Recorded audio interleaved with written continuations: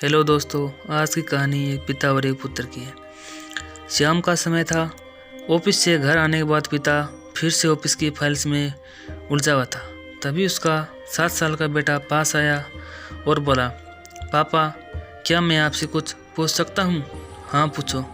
File से नज़र हटाए बगैर पिता ने जवाब दिया। आप 1 घंटे में कितना कमा लेते हैं? बेटे ने पूछा। इस अजीब सवाल पर पिता को कुछ गुस्सा आया।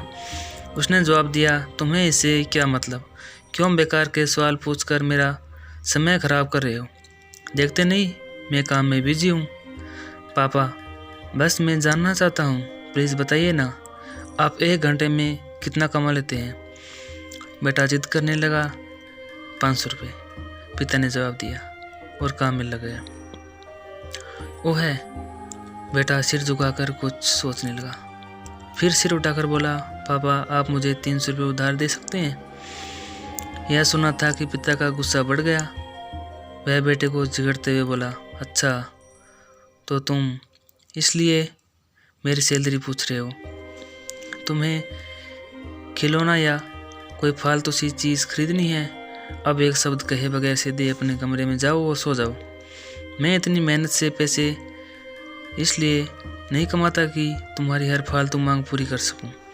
बेटे का चेहरा उतर गया। भारी कदमों से वह वहां से चला गया।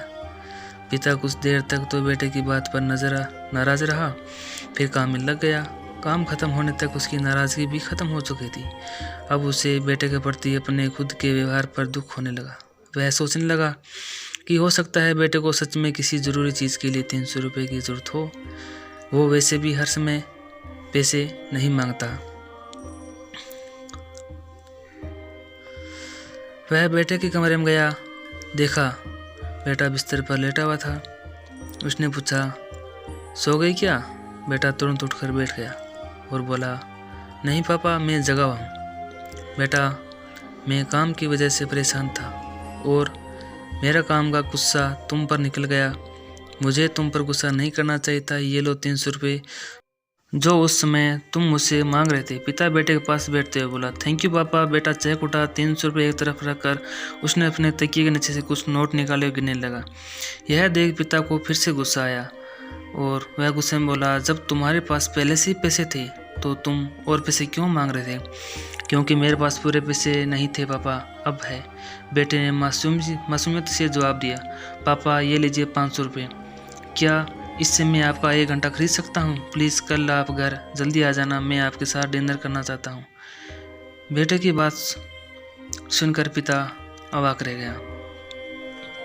सीख, हम पैसे कमाने की जिद और जहद में इतने व्यस्त हो जाते हैं कि हमारा परिवार पीछे छूट जाता है। हमारे पास अपने परिवार और प्रियजनों के साथ बिताने के लिए समय ही नहीं होता है। समय धीरे धीरे हमारे हाथ से फिसलता जा रहा है और बीता समय कभी वापस नहीं आएगा।